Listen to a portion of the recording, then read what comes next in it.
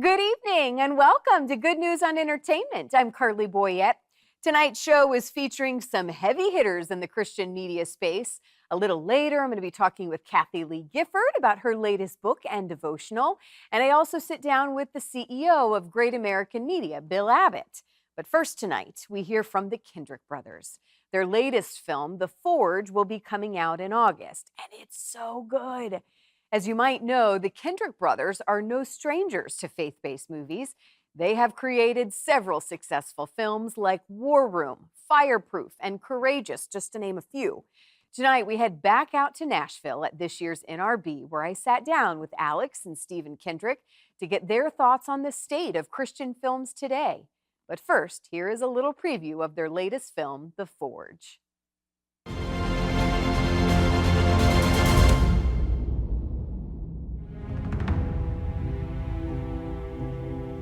What's your name? Isaiah. I want to ask you a few questions.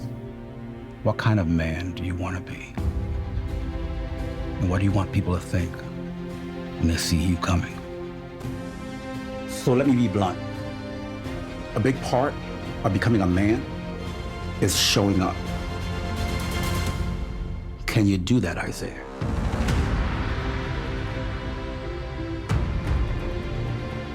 No, you devote your heart to following the Lord, no matter what the cost. He hasn't had a good man in the home to be a role model. No matter how much I do, it's hard for a woman to call out the man in her son.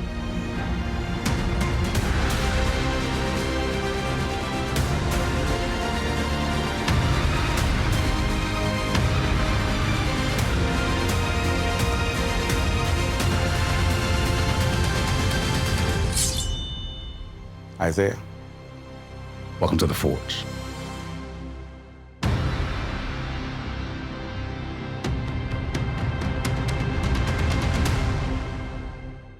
I'm so excited about the space that we find ourselves in and what God is doing through movies and film. And I'm so eager to get your perspective. I'm kind of new into this. I've only spent the last kind of year really hyper-focused on what God is doing in the entertainment industry. But there's no denying that you and your team have kind of paved the way, I think, for what is happening now. How do you gauge, you look at 2023, the success of a lot of the big faith-based movies? It's setting the stage for the big summer ahead with The Forge. I don't know who wants to tackle this one first, but where do you kind of gauge things right now? I mean, it's got to be so different than when your team started. Yeah, so we started about 20 years ago, but the exciting thing is every year more and more filmmakers are jumping in that want to honor the Lord, and the skill is getting better and better and better. Mm-hmm. So the upslant is fantastic. Yes. We still all have growth to do, but we're so grateful for those that support the films, that are blessed by the films, use them in ministry. So it's getting stronger, and more filmmakers are jumping in. And there's room for others. If you're called by God to do it, come jump in. Yes. And so we're excited about what's happening. Those that say, oh, but this is still, cheesy, or that's not the greatest. Hey, but we're moving up. We're learning to walk, then run, and so we're grateful for what's happening, and there are some good films coming out in the coming months. Yes. Well, and what seems just really kind of what separates you guys, I think, from, and not really separates, but again, you really started it, the fact of using movies as ministry and really using it as a tool to strengthen the church, to disciple the church. Talk about that. And again, We're going to see that with The Forge too. There's so many other elements that go along with it. But I just think it's the coolest thing to be able to use a movie and witness and share the gospel. Well, and we grew up in a home where our dad was in ministry, and he was taking us to Billy Graham films. I remember watching The Cross and the Switchblade when I was a kid, thinking I never want to take heroin ever after having seen this movie, And I remember there was a movie called The Prodigal that came out that was a Worldwide Pictures Billy Graham movie. And so we were promoting it and inviting people to come hear about Jesus in the theater. And so you fast forward to, at the same time, Alex had a passion for making films, didn't know how we were going to do it. We didn't go into film school, we were in ministry. And then the Passion of the Christ comes out and is exploding. And God had laid on our hearts, and specifically Alex, this desire to communicate biblical truth in a fun movie. You know, that you're being entertained, but you're being impacted by it at the same time. And so we had a pastor at a praying church that was unified who said, I believe in you. He gave us the freedom to dive into a little $20,000 project with donated money from our church flywheel. And then that began the ball rolling because we were really scraping by, praying through every day just to survive, you know, messing up all kinds of things. But the Lord took those loaves and fish. And when we saw the impact it was having on people in the theaters, when they're weeping and committing their hearts to the Lord after hearing the gospel, we were thinking, we're taking the best messages in the world to where the people are, you know? And so that snowballed into Facing the Giants. And like each movie has been a stewardship of that next step for us. Let me add, you know, Jesus told stories in form of parables. The fact that we can take biblical truth, contain it in a plot and a story that does have some humor, drama, a twist, but by the end of it, you're engaged watching the story. And then if we can leave you with the principle to be digesting afterwards, which is what Jesus did with parables, that is what we want to do. So we don't have to go the Hollywood route, though we do want to grow in excellence, but the ministry of it is what's most valuable to us. Talk about reaching the younger generation, and that's a lot of what the Forge is doing. And I do think everyone's trying to find their way because media is changing so fast, and how we view TV and film and everything is changing. But it's still a huge component, right? Like everybody's doing it, and I do think this is going to be a way to reach youth. At least I hope it is. I mean, so this generation of youth, just like our generation, to be fair, is heavy into movies. They are regular movie watchers. And regardless of the style of the day, this is what we know for sure. All of them want to be loved. All of them want to know that they matter. All of them want direction. All of them want connection and relationships. So we can still tap into all of those needs that are human needs to tell stories. And the style may change in our films, but the biblical principles in the context of culture still apply. And so, and then we also get lots of counsel. Like we'll talk to young people saying, how would you approach this today? And of course, the biblical principles are always consistent, but the manner may change a little bit. And we're okay with that to reach today's generation. We have a phrase that we often say, whoever wants the next generation the most will get them. So I'm thinking about that. The world wants the hearts and the minds and the loyalties of the next generation. Do we as the church want them? We have to go after them. You know, Jesus says the harvest is plentiful, but the laborers are few. Let's pray. So we want more people in our field of filmmaking to jump in that love the Lord and say, let's take truth to this next generation. We got to go fight for it.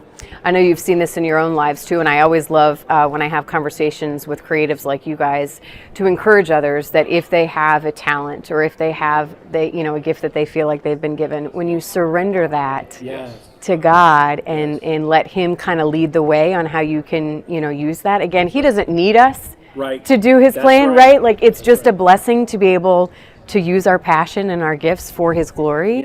I just want you to encourage that because again, I hear that coming from you, like we need more creatives. So just encourage people. Scripture, it's like, okay, Moses, what do you have in your hand? Well, this is my shepherd staff. And he goes, I can part the Red Sea with it. If you'll give it to me, if you'll honor me. What's in your hand? Well, a sling, I take care of the sheep. I can change the course of a war if you will dedicate this to me. Whether it be the 5 loaves and 2 fish of the little boy or Mary breaking the jar of ointment and pour it on Jesus' feet. If we will take what God has entrusted in us, whether it be a possession or a talent or an opportunity, and say, Lord, I'm going to let you drive the situation. I want you, Christ, to be glorified and Lord over this. I'm going to surrender this to you. God does exceedingly abundantly above all we can ask or imagine when things are dedicated to Him. So we have dedicated our filmmaking and each movie to the Lord up front. Man, God shows up on set. He's changing the hearts of the crew. He's providing the sun through the clouds at just the right time, for us to film. He has carried us through the production, the marketing side of things, and then even the fruit afterwards when we see lives change, marriages restored, those kind of things. We can't take credit for any. We don't want to. We can't take credit for any of those things. So I would tell anyone, whatever your dreams and plans are for your talents and gifts and possessions or whatever it is, they're too small because God created you, loves you, and he wants you to surrender it to him, and his plans are so good. If you'll just open up and say, I'm going to place this in the hands of Jesus, what do you want me to do with this now? And then obey whatever he tells you. As we close here, though, I'll give you another. The Forge is coming out, and let me tell you, War Room, one of my favorite movies. Priscilla Shirer, too, one of my all-time favorites. I feel like she's one of my spiritual mamas. So I'm so excited to see her back in action. I guess so. The Forge is out this summer, and then are we already working on other things? Because again, it took so long for. I feel like it's been a little while. What else is coming down the pipeline? We have a couple of things. One, we have a book called Devoted to Jesus that will come alongside the movie so that when people are walking out of the theater, they're going to be thinking, I want to pour into somebody. I want to mentor and spiritually disciple someone, but I don't know even where to begin. The Devoted to Jesus book is 52 topical chapters where you can sit down with somebody over coffee or a meal and say, let's learn about studying God's Word. Let's learn about prayer. Let's learn about baptism. Let's learn about walking in love, identity in Christ, resisting temptation, overcoming evil, all of those things.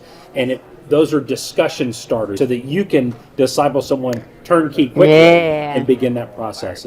Well, gentlemen, thank you for all that you're doing for the kingdom and pointing people to Christ and using movies and entertainment. We need more of it. So that's why I'm so pushy about, hey, what do you got coming up next? Do more, do more. But really, it's been a joy and a pleasure. Again, The Forge won't be out until August, and you can count on us to not only remind you, but bring you some great conversations and behind-the-scenes scoop as well. Okay, now to someone else who has made a big mark on the faith-based entertainment industry, CEO of Great American Media, Bill Abbott. He, of course, made headlines after leaving the Hallmark Channel a few years ago when he fully realized there was a much bigger demand and need for family-friendly programming that aligned with Christian values. I had a chance to talk with him at NRB as well and hear more about the future of Great American Media. And it's been really fun to see this growth. Obviously, Pure Flix, Great American Family, you guys merging, and really just meeting the demand that is there for faith-based, family-friendly programming that, again, is so needed. Congratulations. Well, thank you. Thank you. There's no question there's just such a huge void in the market. And it's not only family, but it's certainly faith, and it's even country, even just being positive about all three. You look in the media and entertainment, and there's a tendency to really diminish all three areas at multiple times. Certainly you're demeaned if you're a faithful person, or you're family friendly or supportive of country in a lot of entertainment spaces. So we're thrilled to be playing a little bit of a different role here.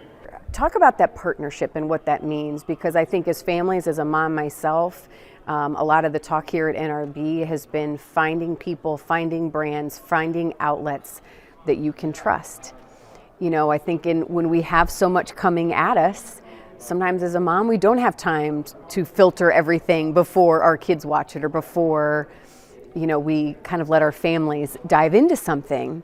This is really an opportunity for two places to meet where it fills that need. No question. And streaming and linear are both still, they both have their challenges, certainly, as we all know, but they're both businesses that are important to be in the entertainment space. And so we have the linear channel, which is Great American Family, and the streaming service, which Pure Flix has been rebranded Great American Pure Flix, and both with that faith and family element and focus. And you never have to worry about running for the remote or watching something with your children and being embarrassed or uncomfortable or in a position that you don't want them to see something. And even in commercials now, you feel like you're going to get questioned about what somebody, if you're watching with one of your kids, inevitably there's just such a coarsening of the culture, really.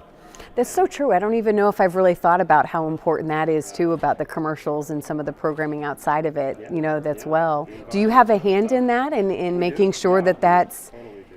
Is there push? I mean, I'd imagine there's still support. I mean, I know there's pushback, but I mean, are companies still saying, yeah, I want to get on board? I'm fine with going that route. For sure. And, certainly there are very few places that their brands can be safe within. So that's a major selling point for us, that you're never going to have to worry about, on social media, for example, there are any number of places you can end up that aren't good for your brand. Yeah. So that's a big part of our positioning and our sell. And we reach a unique audience that really doesn't have another outlet to go to. And so the streaming piece was very important to us, and Pure Flix has a rich history of producing really strong, high-quality content, and we're just building on. I'd imagine it's this constant, though, of kind of feeding that media mountain, feeding that. I mean, is that part of the struggle in making sure once you have these viewers, you got to keep them there with new content? I'd imagine that's something that's also beneficial with this partnership. It is. It's very beneficial, and Pure Flix, very successful as a streaming service, has a rich, deep library of content. And now as we look into 2024, we have County Rescue. Then we have a movie produced by Candace Cameron Bure that's around Easter. And we've done a deal with the Museum of the Bible where we'll have the history of Easter on the schedule. And there are faith projects interwoven in the family-friendly content too. And so, it's really a good mix, I think, of attracting a very broad audience that will be all the way up through Christmas, where we celebrate like no one else, with a lot of original content and done in a high quality way. We're just not about putting volume and number of hours on the air. We're about producing content that people will love, and that if they spend 2 hours with us, they'll feel good about it. Rather than, I spent 2 hours watching that movie, and it got halfway through, I didn't like it. And we've had that experience so many times, and I think the genre, has been in a lot of ways put in a position of trying to produce a lot of content quickly. And when you do that, you cut corners, and when you cut corners, generally the quality suffers, and so we're all about the quality. One of the new ones that's coming to the family, I'm excited about as well, Mario Lopez. Talk about when you get names like this. How exciting is that? And well, Mario is a great guy and an amazing talent, and he's even a better person than he is a talent. He's just, that's what you want to hear. And you do. And because at the end of the day, a lot of these people are, whether we like it or not, role models. And their life outside, he's a family man who has a number of different charities and organizations that he is committed to and a believer, and he's very focused on producing content that's family-friendly and faith-based, and so we couldn't be prouder than to have Mario.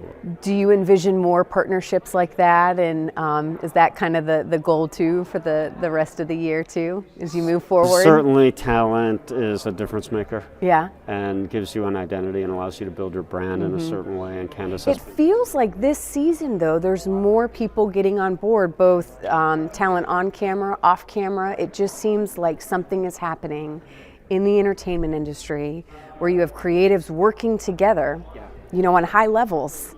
We're on the same team. Right, and it's important for one to be successful, for example, and it's important for TBN to do what they do, and it's important for all of us to really have a voice and to give choices and to be not just, one outlet for I believe the majority of the country is looking for family-friendly content, and the majority of the country goes to church and believes. And so, the healthier we all are, the healthier the businesses and the better the offering is, and the better our children will be for it.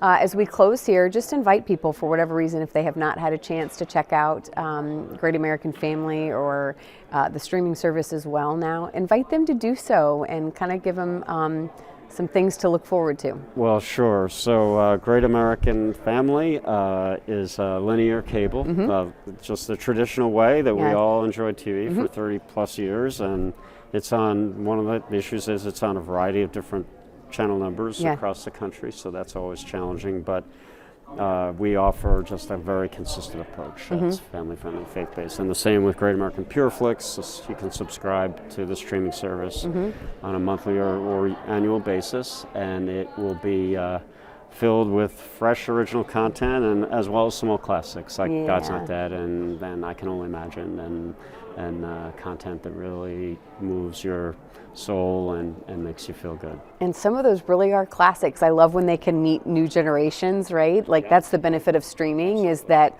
all of a sudden you can see something gaining popularity that's been out for a while, but it just hits a new audience. We see that all the time. Yeah. And that's very exciting for sure. Well, congratulations on everything that's happening. It's been fun to promote everything over the last year as well. So keep it up, because I want to keep promoting more stuff. Well, so I appreciate it. Awareness is not easy to gain, so we're very appreciative of your support. Yeah. Well, thank you for your time today. Okay. We, of course, like to keep you up to date when the network or streaming service has new movies or TV shows to watch. So as always, stay tuned to Good News on Entertainment as well. Okay, last but not least tonight, Kathie Lee Gifford. She is working on several projects this year, but her most recent one is a devotional she released a few weeks ago called I Want to Matter. Oh, I always love when I get some time with one of my broadcasting heroes. How are you? Oh, hi, honey. I'm good. Thank you so much. You are always working on something, which I love, because, I think as I grow spiritually, continue to grow and learn, I think that you get to this place where you just are so eager to tell people about what it's like to really experience what God can do in our lives. And I feel like so many people call themselves Christians and they're trying to live a good life. And man, if we can really get to a point where we can experience God on a daily basis. Mm-hmm. And I just feel like this is where you are in life, where that is your heart as well, for people to really jump on board and kind of thrive in this Christian life. Well, too much of our Western culture is about going to a building one day a week, and sitting in the same pew, singing the same songs, and then maybe, sending some money to Africa or something like that. And that's pretty much, a lot of churches are like that. And everything changed for me when I started going to Israel and studying rabbinically. What I mean by that is the original source of the Old Testament and the New Testament, the Hebrew and the Greek.